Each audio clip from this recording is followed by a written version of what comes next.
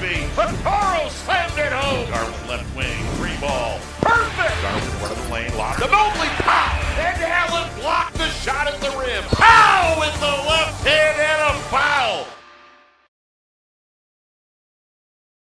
3 NBA Summer League champs. The Cleveland Cavaliers have done the damn thing, going undefeated in Vegas. Welcome to the Chase Down Podcast, part of the Cavs media family. I'm your host, Justin Rowan. The Chase Down is presented by Fubo TV. Watch over 100 channels of live sports and TV for half the cost of cable. There's no contract and no commitment. Try for free at FuboTV.com.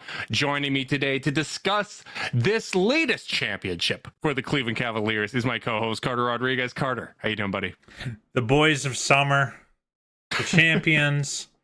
What a run for your Summer League Cavaliers, going undefeated through Summer League play, defeating, destroying the Houston Rockets in the championship game, and destroying pretty much everyone else en route to what I would call the most impressive Summer League run in the history of the league. And here's why, Justin.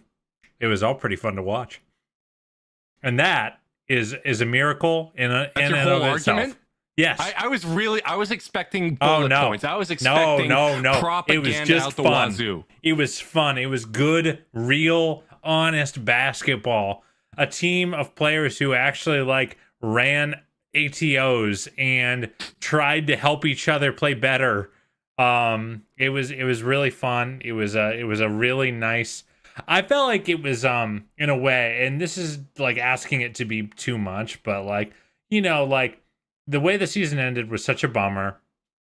And oh my god! And free agency. You're already going to go too far with this. I love it. No. Free agency was nice, and this was just a nice palate cleanser. I'm fully refreshed. And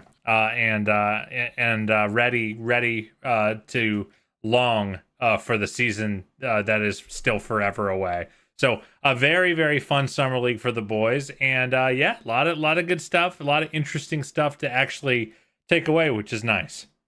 Yeah, I was worried you were going to say, this makes up for all of it. This exercises all the demons. I got demons that we're going to be exercising all year. I'm going to be taking it out on random teams throughout the 82-game regular season. And actually, you know what? Let's call it 83 because the Cavs are going to win the NBA Cup as well. This was just step one of the revenge tour 2023-2024. I'm all in. You're smiling, Carter. You like this. You like this energy right now. Yeah, man. It's fun. It was fun to have a team that was just really good. And the people who I was really invested in playing well all played well. And you just left with a lot of good takeaways. And we often say that Summer League doesn't prove that you belong in the league. But it often can be kind of exclusionary. If it's year 2 or year 3 for you as a pro, it's your second or third time in Vegas and it's still not looking so good, then, it's a rough sign. I know Bulls fans are miserable that our pre-draft, your pre-draft favorite, Dalen Terry, had a really rough summer league. And it's it's pretty concerning when your top picks aren't doing well. But when your second round picks that, as I've said multiple times, you're just looking for one to hit. That's all you want. And for the fact that, you had 3 or 4 guys really flash some stuff, and that's not to say only 4 guys played well, but I'm talking really had games where they were dominant. To have that in your back pocket, it was really fun. It just kind of feels like those chances of finding a rotation player in this group, in this kind of morass of summer league second rounders and two-way players, felt a little more possible than I think maybe I thought it would coming in. Yeah, and one of the reasons we said prior to Summer League that this is the kind of team that could go out and win a Summer League championship is it's just the right mix of guys, right? You don't have any of those high lottery picks that are going to get shut down after 2 games, which we saw even Houston, shut down some of their guys prior to this game. Not Cam Whitmore, though. That was done by Luke Travers. Well, very well played. You also have guys that have played together, right? Like we said, this is going to be an environment that's more conducive to Isaiah Mobley looking good because he's playing for Mike Garrity, right? He's playing with Sharif Cooper, who he had a lot of success with throughout the G League season. Sam Merrill was a guy that played together. So you have that continuity. You have guys that have played together, that have run actions together. And I think that experience really showed through. And also some of these guys are older, right? Like Sam Merrill, you would definitely hope that he looks good. He's 27 years old. He's on a pro contract. We know this is a guy that moves around, has a lot of savvy, and can shoot the hell out of the ball. Merrill was a little unfair. You know what, Carter? Maybe we could say this. The Cavs have really learned how important spacing is in the NBA. And they applied that even to the G League. They took out the secret weapon, the nuclear bomb that is Sam Merrill. That was camp counselor playing with the campers energy at times in terms of his like know-how. Even when he wasn't playing well, I was like, yeah, this guy's just clearly older and more experienced and just knows what the hell he's doing. Yeah, and having him and Emoni both just pulling away, shooting well from three. That made a big difference, opened up the passing lanes for Craig Porter Jr. Isaiah Mobley, I was really impressed. I thought early on in that final game against Houston, you could tell he was going to get the MVP for that game because everything was running through him, and they were getting consistently good looks throughout that game. He was dominating guys. I love that he's out there talking trash. Like I'm sure 90% of the times that they muted the basket mics in that game, which was a lot. I think that had to do with Isaiah because he's just talking trash out there. He's leading by example, and most of the players for Houston were just a little too small to guard him. Yeah, I do think you have to start any summer league discussion with Mobley because I just thought he was, far and away the best player for the team. I think Merrill obviously had his volcanic moments, but like Merrill wasn't the hub. They weren't operating through him. Really on both ends of the ball after Khalifa Diop left the team to go fulfill some obligations with his pro club. I see It's Your Boy in chat asking about what happened with him. He had to go back and do his other job. But yeah, I thought he helped anchor them on the defensive end by just being a great talker, great communicator, always being in the right spot. And then on offense, assists per game. Yeah, he led the team in assists, I believe. Maybe Porter. I think Porter might have overtaken him with the last game. Got it. Porter. He overtook him in the last game, averaging 5.3 assists. If you can believe it, pretty hard to sort summer league stats on NBA.com. But yeah, so like I thought that he operated as the hub. He attacked after some early summer league kind of adventurous post ups where. He was starting some games like 4 of 12 on all bunnies, where he wasn't finishing. I thought the last 2 games, he kind of saved his best for last as a finisher, really displayed great touch and footwork, was doing kind of these, mini Euro steps onto the way to the rim with a smaller guy kind of on his chest, almost using his elbows to protect his shot on those Euro steps towards the rim so he could just kind of float it up. A ton of craft as a scorer, a ton of craft as a foul drawer. Hit a few step back threes. I think the 3 remains the one thing that you really want to see feel really good, and it just didn't feel really good. It was still a bit of an adventure for him on that front. But yeah, I mean, ultimately, just an awesome summer league for Isaiah Mobley. And I don't know, Justin, we've talked about this, and we're gonna have this discussion quite a bit with Mobley, Porter Jr., and maybe Bates. With that last roster spot or two is, I think there are going to be some folks that say, why aren't we calling them up to the big club? Why aren't they going up to main contracts? And, it's one of those things where I think you've really made a smart point that if you're not planning on any of those 3 being in your playoff rotation, you might be better off keeping them as 2-ways for the year and giving yourself that flexibility to go fill that roster elsewhere, knowing that, you can always convert them in a pinch if you really need to, prior to that deadline at the end of the year. So, but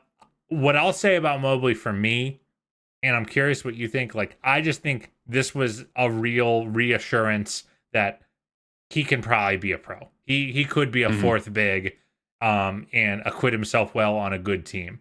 You know, I went into the summer league still a little curious, because frankly, his summer league last year was not very good.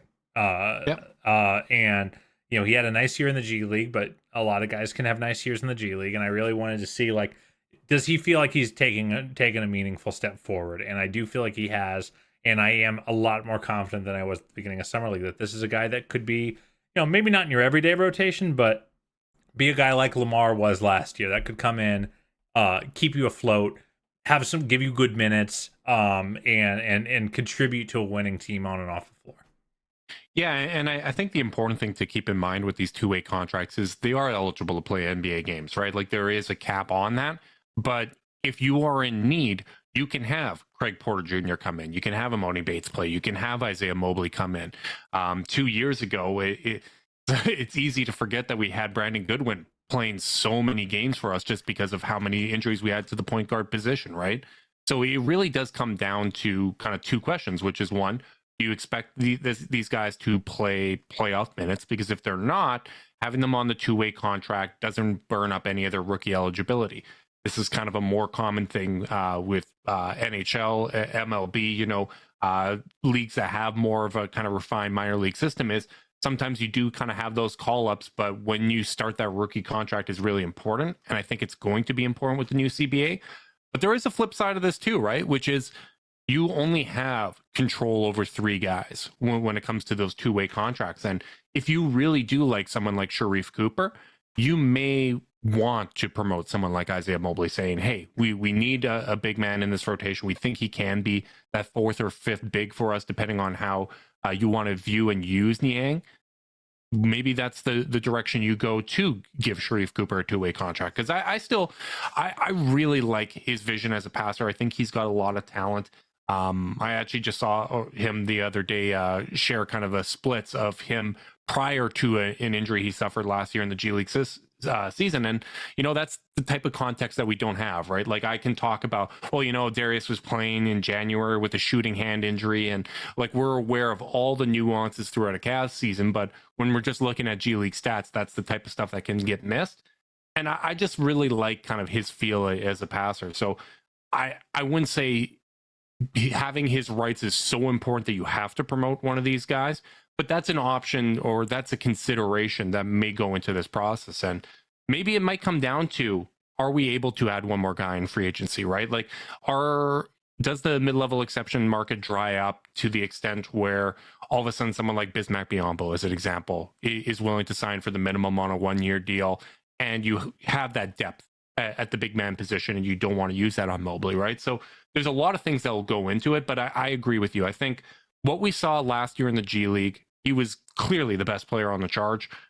He took a big step forward, I think, from last year in Summer League, and I just really like his feel. He can give you, it reminds me of Al Horford as a guy that you can kind of run offense through, a little undersized, but just has a lot of craft, great footwork, and I don't think you're going to see 7-8 second post-ups for him when he's playing with the Cavs, but I do think that the passing and some of the other things that you see from him can translate and would work well within that team concept. Absolutely. I was just kind of looking at the Cavs minutes last year because, you know, you kind of look at the fact that he really didn't get any run last year. He only played 84 minutes total, and most of those were at the end of the year where he was playing like 30 minutes a game down the stretch. But like, you look at Robin Lopez played 300 minutes last year. Mamadi Diakite played 175. That's just under 500 minutes. And like, I do feel like those are, you know, some of those minutes are going to go to Damian Jones. Like, it's going to be harder to find the Mamadi Diakite minutes in this year's iteration of the Cavaliers. Probably. Just because they're so much deeper. I mean, Lamar played 1,100 minutes last year. Yeah. And he wasn't even in the rotation to start the year. Yes. A non-planned rotation player, 1,120 minutes. I don't think that's going to be the case, barring some pretty major injuries and some pretty major surprises for your 9th, 10th man. And, you know, obviously if you're on a 2-way, you're certainly not that. So, you know, I think Mobley is going to get a chance to get some run. I think there's going to be some matchups where they go, actually, we'd prefer you to Damian Jones, and you're active tonight, so why not? But like it is going to be it's going to be an unlikely road for consistent minutes there, which means we're just gonna he's probably gonna spend another year mostly with the charge, and like that's the flexibility you buy yourself while you're giving these guys time to develop, and while you're trying to win a championship. Like I do think, if I wonder, Justin, if this were the Cavs of 3.5, 4 years ago, if he would be a full-time player right now on the team. I think so. I think so, because you're looking to develop any under 25 talent at that point, right? And I think it's very clear that the minutes he got last year were really beneficial to him. And I remember years ago we were talking to Dave Dufour, and he was crediting Mike Garrity of just how good of a developmental coach this guy is. And I think you really saw it even in the small glimpse in Summer League, in terms of just how prepared everybody was on such a short turnaround time, the buy-in you got from guys like Emoni Bates, and how much better he got throughout just 6 games working with him, right? Like, this is not far removed from the draft, and I just thought everybody settled into their roles well. And I think you can see the skill development for someone like Isaiah Mobley, how much he's benefited from that year with Garrity. So I think he needs to deserve a shout out here 100%. And I think this is part of what makes the Chargers move back to Cleveland so important, that you do have easier connections. You have that continuity. You can practice with one another, right? You can, it's easier for the coaches to communicate. You can have someone like Garrity there working with these guys and developing kind of that next round of talent, because I mean, it's really encouraging that the one guy we had on an NBA contract and the 3 two-way guys all looked very good in this setting, and you can see the path to each of them contributing in some way at an NBA level, right? That's what you really, really want to see. And honestly, I feel good about our guest booking, even like having Adam Spinella on. I feel like everything he said was kind of on the money, that Isaiah Mobley is the guy that I see as most ready to get an NBA contract at some point here. And the other thing that he pointed out was regarding Emoni Bates, that, hearing what his camp is saying and everything, that this is a guy that's eager to kind of push aside some of the misconceptions about his game. He really wants to round out his game. He knows what the criticisms are, and he's willing to work at it. And that was my big impression from Summer League, but more than even Isaiah and how he improved. It was just how much growth Emoni had over those 6 games, and the way that his style of played as he got more comfortable with these guys. Obviously, there's still warts there. He's got a ways to go. I think he is going to need time in the G League, probably a season or 2 there.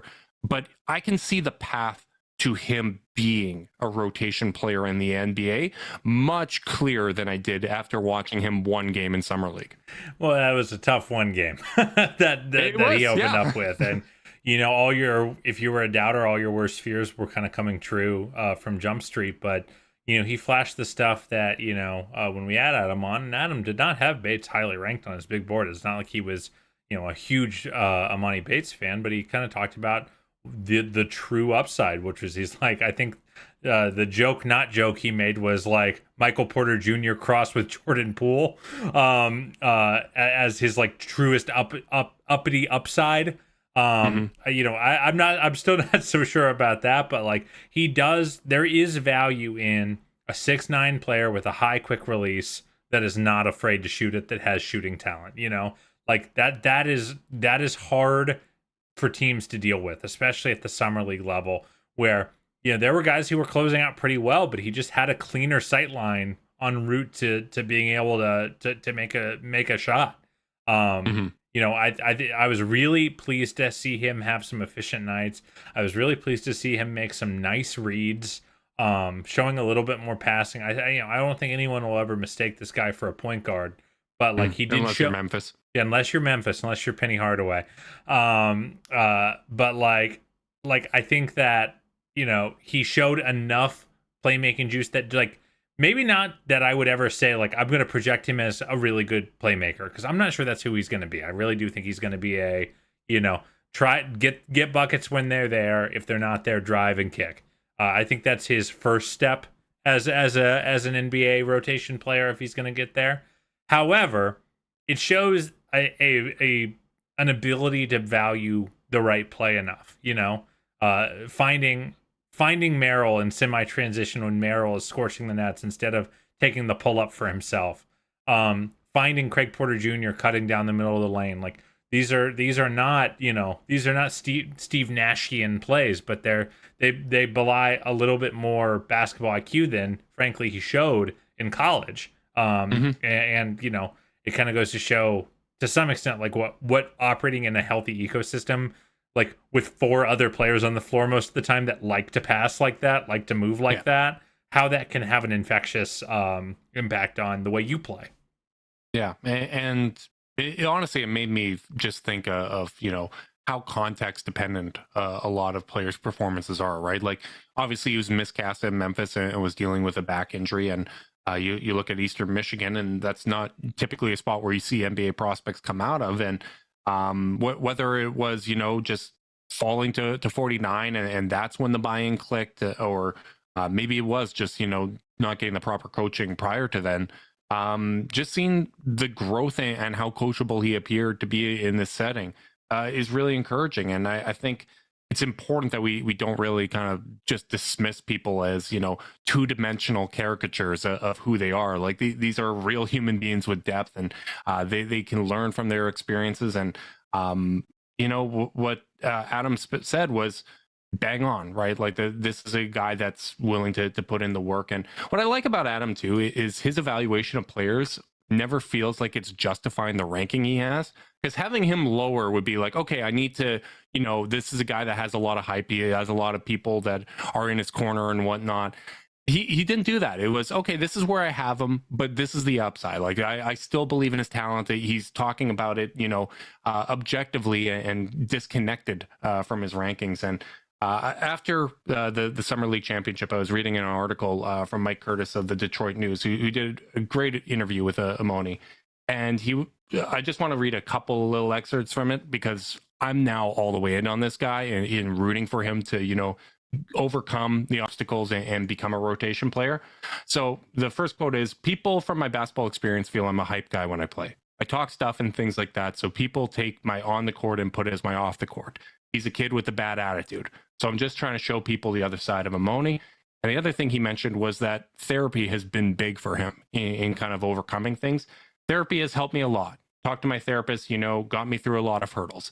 I feel like that's why I'm as stable as I am today, being able to get off things. There's a lot of stuff going on in my mind, just little stuff. But with therapy, you can have someone you can talk to, and it's confidential. It's not going to get out, and that was a blessing for me for sure."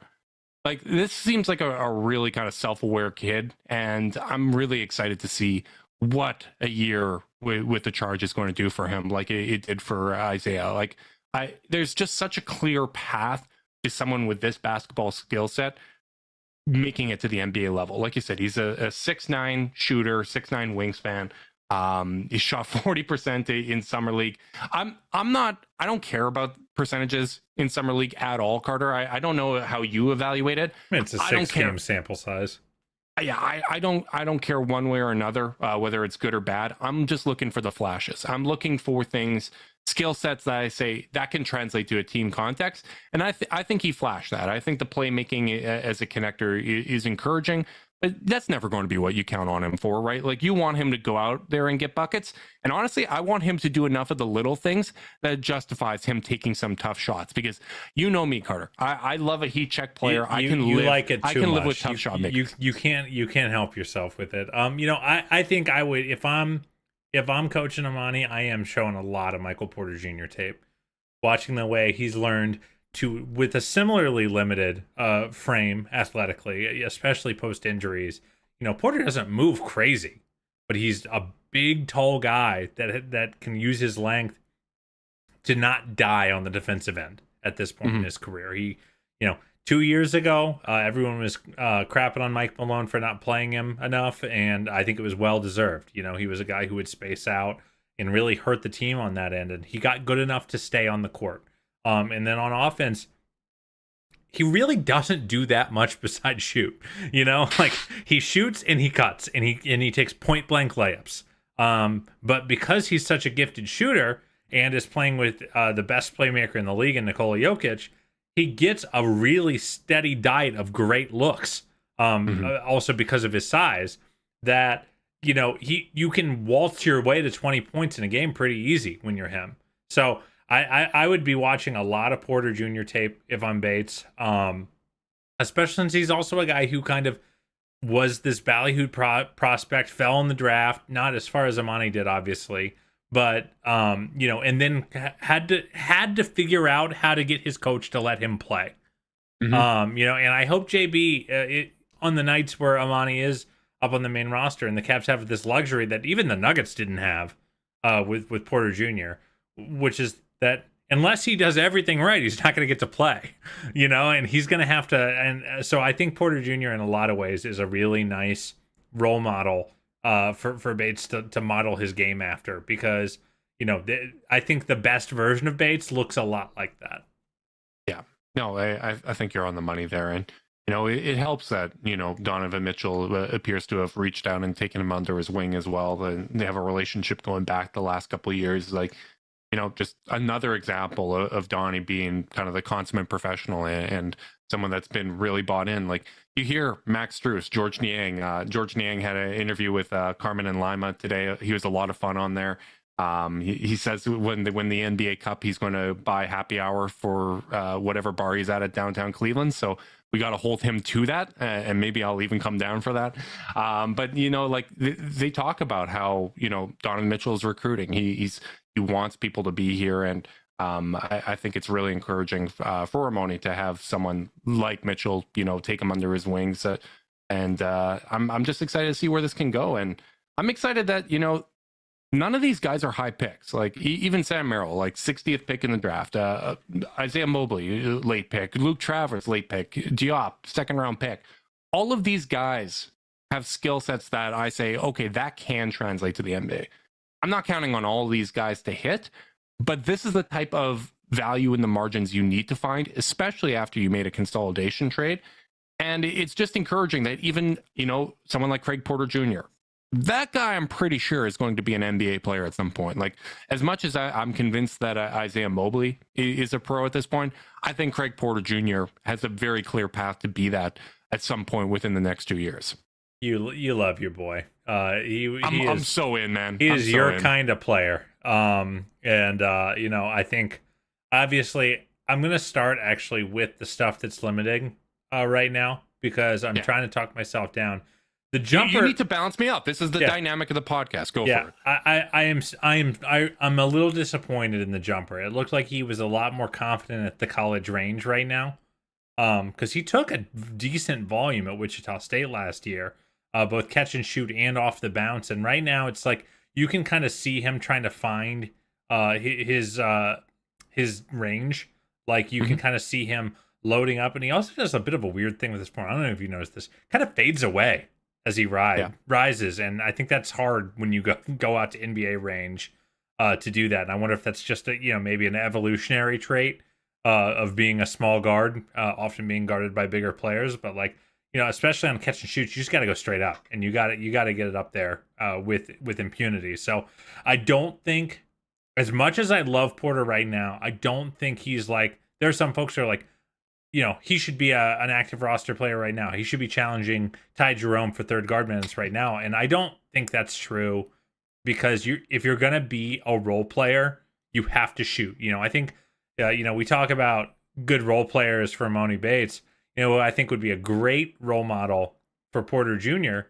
would be Javon Carter, a similarly undersized point guard with a defensive reputation that has more on-ball juice and more jump shooting juice than people understood. But like Carter had to turn himself into a guy who took an open three every time he had it, and showed that he had that shot making skill in order to really earn himself a rotation spot in the league. Similarly, an older player as well. I think he was a 4-year player at West Virginia.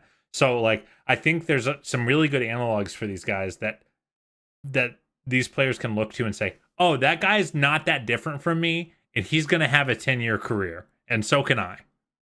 Mm-hmm. No, I completely agree. And I think obviously it's easy to get excited about this group. They were a lot of fun playing together. Obviously, winning the championship on this stage, it's all very encouraging, but there's no substitute for playing time. And the Cavs are a team with a lot of depth, especially when it comes to the Now guard they position.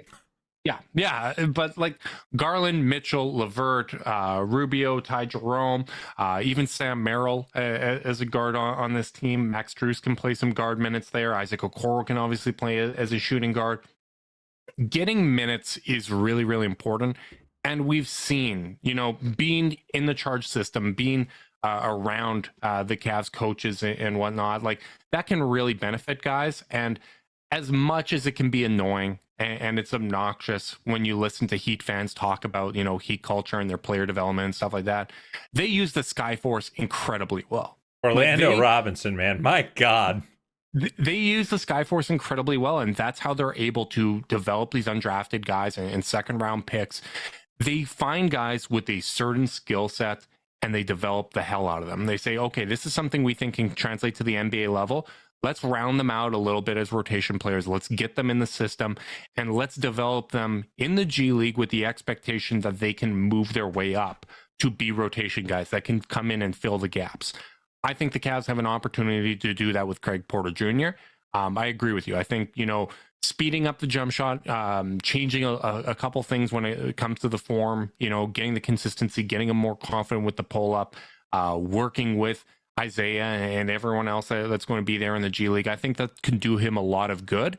And I think it's going to help him be a better pro when that day does come, where you promote him to the NBA level. Because I do think that day is going to come. I do too. I think giving him the best chance possible to get off his career on the right foot is really beneficial. And we went out and got depth. We got veterans. We got NBA level players at those positions. And I just think that, that it's the right kind of approach that you need to take with these guys. Yeah. And now that I got the skepticism stuff out of the way, what a cool player. What a player that so vibes with my aesthetic, hit ahead passes in transition. Every time a big ran the floor, he made sure that they caught the ball in stride with a good chance to finish. Really crafty stop and go attacks at the rim when he got switches, even sometimes when they weren't so well spaced. Above the rim rebounding as a guard. 7.3 rebounds, Carter. He was behind only Mobley and Diop as a rebounder for the Cavs. Yeah, I mean, like, it was just really cool to see him be a guy who attacked boards and then use that as an advantage to go push and run and get the team easy buckets, and I think that is something that the team was just so clearly missing last year. They were not a good non-big rebounding team, and it's part of the reason why the Knicks did what they did to them on the offensive glass. So seeing a guy that is going to leap, grab, and go, and really attack that end of the basketball, was really, really encouraging to see. I thought the finishing and also finishing above the rim, when he got a step, sometimes you see these athletic smaller guards, and it'll remain to be seen as he keeps jumping up different levels.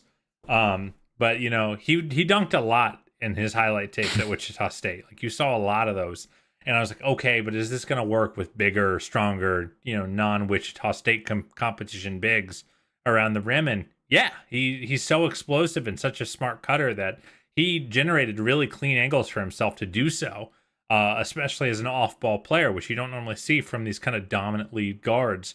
We'll see what it looks like at the next level, once he's playing against in NBA competition.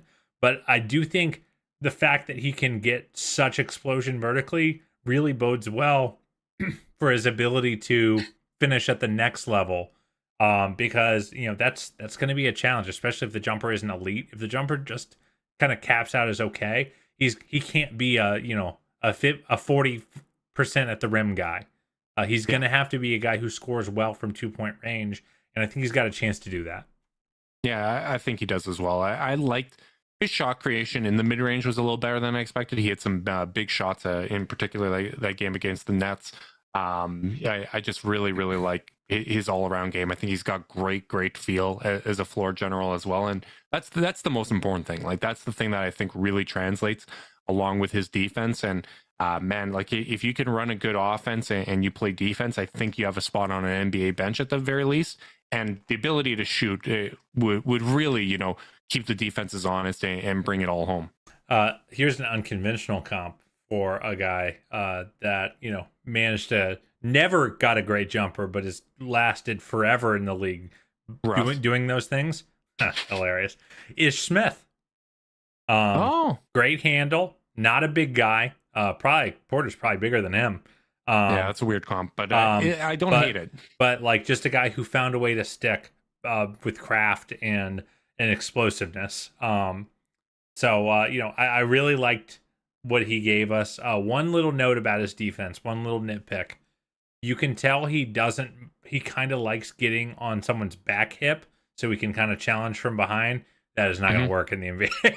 The guys are too big, too strong. Yeah, right. And he's going to have to find a way to stay in front and just use the shot blocking is going to have to come on weak side stuff, not on ball. See, this is why it's important that we keep you around, because when I fall for a prospect, I fall hard, and I'm all the way sold on him. I'm as sold on Craig Porter Jr. as I am on the video conferencing we get from Zoom. Support for this podcast and the following message comes from Zoom. 500,000 businesses connect using Zoom, a single platform for phone, chat, workspaces, events, apps, and video. Zoom enables real-time collaboration for teams around the globe. Zoom, how the world connects. Carter, I guess we don't have to spend too much time on Sam Merrill and Luke Travers. I liked, obviously, what Sam Merrill was doing. It's fun to see him shoot the hell out of the ball. I don't think he's going to be part of the regular rotation for the Cavs, but I do think it's nice. One of the things you want to have when it comes to team building is redundancy, and I think he gives you a little bit of that. He's not as well-rounded as Max Strus, and I think any situation where you would play Sam Merrill is where you'd probably play Max Strus. But just having this option at, the Cavs were one of the league leaders when it came to blowout wins last year. I think they're going to be really good again next year. You're going to have opportunities to play him there. Injuries obviously come up.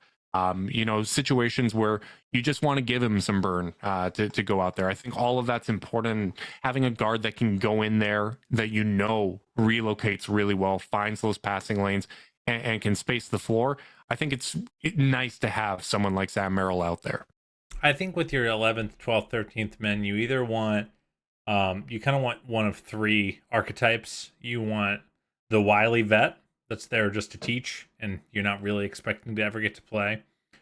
You want the prospect that you're kind of giving burn to, and when you can, and developing them in the background and all that stuff. And then the third thing you want is just replication of what you already have. You want to, if Max Strus misses 5 games because he turns his ankle, it's nice to be able to run the same stuff. Yeah. For at least part of the minutes that he's being replaced with. I think this was something they had a hard time with. I talked about it like a month ago. Whenever Robin Lopez came in, not only, obviously I do think Lopez was a little bit limited with what he had left, but it was all of a sudden, but whenever he played, it was like all of a sudden like, wait, how do we use a guy like this? What are we supposed to do with you? I guess you can post up. We'll give you the ball. It just felt like they kind of had to change a lot of what they did schematically to figure out how to play, an older plotting center that was more of a bruiser. So I think Merrill's spot long term is going to remain in jeopardy. I think, if the Cavs had gone out and signed someone else that was, a different archetype of player with their free agency money, other than Ty Jerome, Georges Niang, and Max Strus, I think Sam Merrill would feel a little bit more secure about his long-term future. Just editorializing a little bit there. But I do think there is value in having that redundancy. I think you're spot on with that. I think he's shown that he can do that. I do think he's an NBA level shooter. And against bench units, I think he's okay on defense. He's not going to be great, but you kind of hope. I think what you kind of hope there is like you have the other team just starts breaking their offense, trying to ISO, You get some tangential benefits there Mhm. with guys in that archetype. So I think he can play at the NBA level. I think he would be best served like if he could play next to like a bigger point guard, where he could maybe Like a just Ty hide. Jerome. He could hide a little bit more when he does if he were to become a rotation player somewhere. Mhm. But like, ultimately I think he's a good fit here. He's a good culture fit.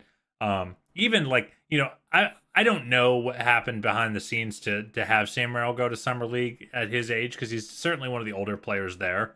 Like I said, they were valuing shooting, baby. But Cavs are like, all about spacing now. I do think there's value in having a guy that one wants to go still, that's on your main roster at that level, at that point in his career, and also that you can ask to go. That's like, hey, Sam, go help Coach Garrity install some stuff, help make things easier for everyone, developmentally. And I definitely was very, very pleased. I think he acquitted himself literally as well as he could have in a summer league setting, Yeah.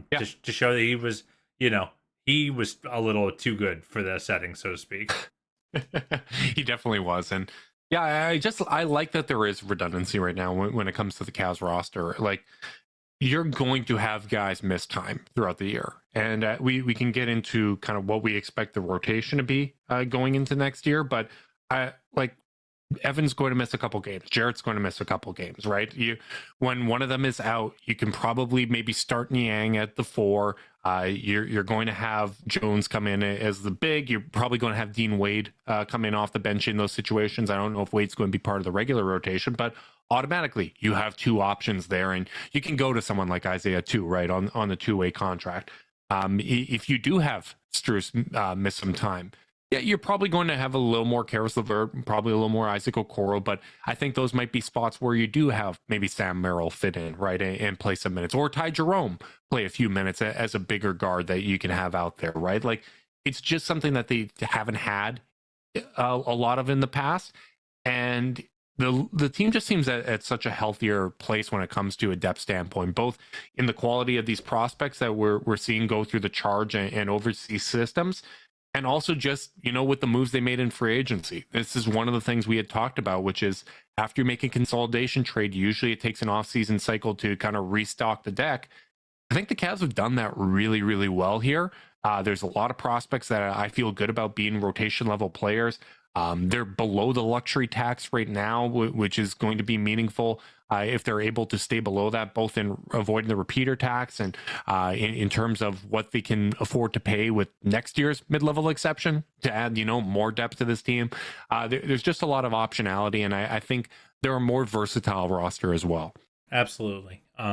Again, I think in a lot of ways it doesn't feel like an empty cupboard. It doesn't feel like a shallow team that doesn't have a lot of avenues to get better. And they got a first-round pick next year. Yeah, they do. Before we wrap on the summer league prospects, I did want to talk about Travers, who I just adore. I just like, it's one of those things where it's like, man, he's having an awesome game. Then I check the box score. It's like 8-4, 2-2, and it's like, well, that's probably not going to get you over here. But like, I love the savvy. I think he is really, really. I think he's the kind of guy that whenever he wasn't on the floor, the Cavs kind of missed him. I think his defense on Whitmore was legitimately great. He's just got sneaky long arms. They're like go-go gadget arms, where the guys are just never expecting them to be as close as they are to contesting a shot. So I think, he's certainly not a this year kind of player, and the 3-point jumper was not where it needed to be. It still needs to be faster, still a little trebuchet in terms of the load up. But like, man, is that guy tough? Does he know how to play basketball? Some of it, I mean, for a guy that only averaged 2 assists, you've had like 2 of the best like 5 passes of summer league that I saw. So like, just a fun player. I don't know if it's gonna work out, him being a rotation player. I think him having the size he has on the wing is very, very helpful on that road to being able to get there. But like, he's a guy that even if he never comes over, like, I totally see the vision. I totally see why a team would take a shot on a guy like this, draft and stash, because I just really like the way he plays. He is my kind of basketball player, man. Yeah, he's going to have a long, successful pro career. It just might not be in the NBA. I think speeding up the jump shot is going to be a big part of it, but he does so many good things as a connector, right? Like I really like his overall game, and I can't remember if I made this comparison on the last podcast or just in messaging you, but he kind of reminds me of an Aussie Kyle Anderson, right? Like not a lot of foot speed, but still a very impactful defender out there. Can make those sneaky blocks and really just has a lot of impact on the game. And I definitely see the vision with him. I can see him being that kind of guy. And I know I make this comp for Okoro and other guys, but he can be kind of the wing Tristan Thompson, right? Where he's just a lineup completer. You keep looking for that wing Tristan Thompson. Right. Like he's just someone that plays better when there's more talent around him, and I just think he's a really smart team basketball player. I really like him. I'm going to continue following what he's doing in the NBL, and even Diop. He hasn't played since we last talked, but I see the vision there at least of someone with that size that can really move up and down the court.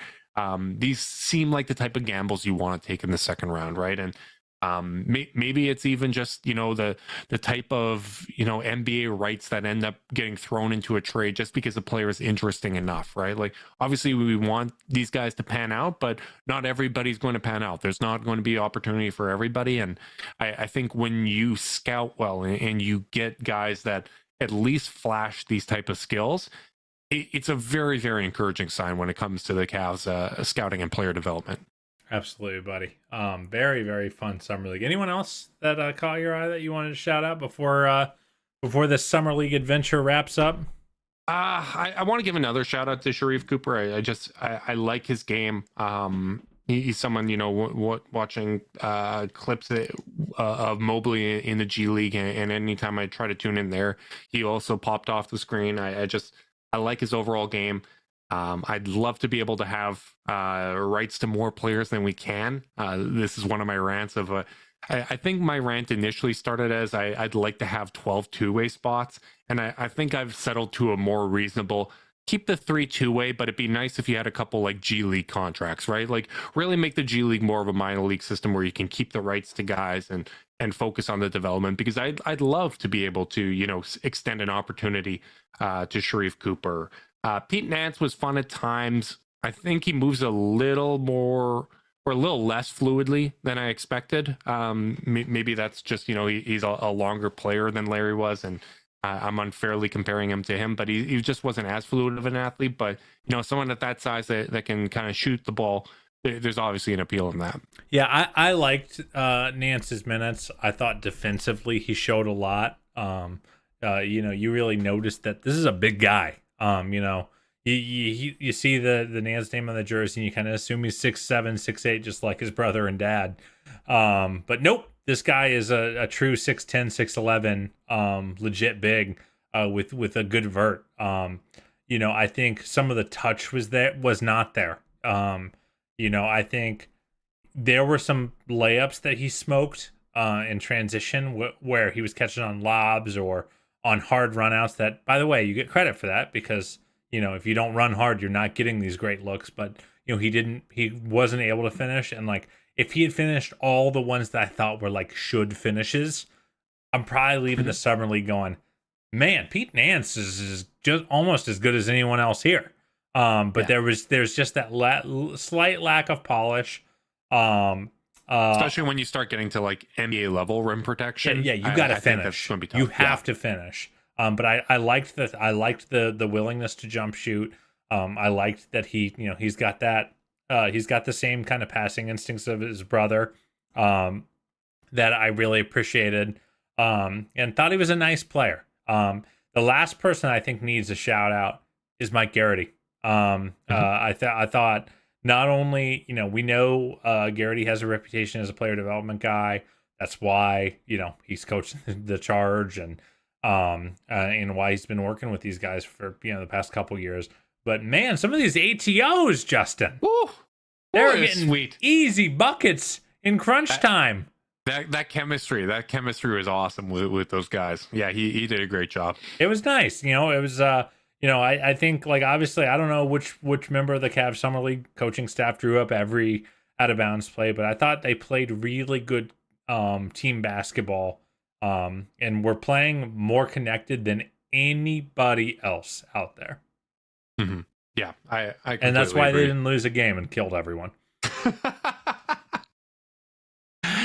Man, not only that, they survived injuries, just like the big Cavs, man. Like they overcame some injuries, and you know what? I'm proud of the fellas, the fellas junior. It was a lot of fun, and honestly, like, my level of investment in this really kind of solidified for me that I'm going to be all in on the NBA tournament as well. Like, just give me stakes. It doesn't even really have to matter. It doesn't have to have a massive impact, but you put Cavs on a jersey and you give me a little bit of stakes, I want to win, and I get really, really invested. Absolutely, man. I was really rooting for him. It was a blast. Legitimately the most entertaining summer league ball, where, I mean, even, we're sickos every year, but most of the time I'm not looking at the score. I'm just not. No. So it was fun to actually give a damn about whether they won or lost, because the players clearly did. Yeah, and this jersey behind me, 21, I'm going to pretend that it's Bates, and nobody asked who it actually is. I think those that know me could make a pretty educated guess there. But if you're watching live on YouTube, take a guess as to who Justin's got back there. I think it's one of my favorite Justin Shame jerseys. Oh no, that's not even a shame jersey, man. I will rock that proudly. But yeah, that's definitely a fun one. Dr. Claw guesses Bynum, and no, it is not. No. God bless you, Dr. Claw. Once you get through your wrap up, I'll name it right before I cut the stream. Well, I mean, forget being invested in Cavs Summer League, Carter, because there's another team that's captured my heart over the last couple of months, and we need to talk about them before we wrap this thing up. Yes, it's time for 60 seconds of Sea Bears, baby. And go. Carter, Winnipeg is coming off a 3-game homestand since we last recorded. The first one was an exhilarating game against the Saskatchewan Rattlers. Battle of the Prairies, Carter. A Prairie showdown between the two league's leading scorers, Teddy Allen and Justin Wright Foreman. Winnipeg came back to take the lead in target time, but Wright Foreman got the last laugh, hitting a pull-up 3 over Glenn Yang to win 98-95 with the target score set at 96. Winnipeg and Saskatchewan split the season series, with both teams winning on the road. But Winnipeg responded in a big way, shooting 51% from 3. On their Friday night matchup against Montreal, Teddy Allen put it up his usual dominant performance with 33 points, and Winnipeggers Simon Hildebrand hit the game-winning shot to seal the game, 96-88. And finally, a birthday showdown for your boy between the top 2 seeds in the West took place Sunday, but it ended in the most lopsided of all the matchups. 37 points in a game-winning layup for Allen sealed a 175 victory over Calgary, giving the good guys a 2.5-game lead for the top seed in the Western Conference. Oh, God, I got it in. God, I'm good. Very well done, sir. Long live Teddy Buckets. Long live Teddy Buckets. Long live my obsession with just absurd shot takers. Teddy Allen. You have a brand, my just friend. Insane. I most brand. certainly do. I have multiple. I love my shot chuckers, and I love players like Craig Porter Jr. that just got that nice feel at the point guard position. Another guest we have in the chat from Ben is JJ Hickson. Oh, I wish. Wrong. I wish I had a JJ Hickson jersey. If anyone could track one down for me, I would gladly rock that. It's Andrew Wiggins. Oh, getting wiggy with it. You're getting wiggy with it. Big thanks to everyone that tuned in live on YouTube. We appreciate you guys hanging out with us. Big shout out to the 2023 NBA Summer League champs, Cleveland Cavaliers. If you're listening on YouTube and you want to support us, like, subscribe, click notification bell so you know when we're going live. If you're listening via podcast and you want to support us, leave us a rating, leave a review, subscribe, unsubscribe, resubscribe, and help cook those books. If you want to be part of Chasedown's exclusive Discord chat, send a screenshot of the review to chasedownpod@gmail.com. However you choose to support us, we really do appreciate it. Make sure you guys are staying safe out there. Until next time, go Cavs.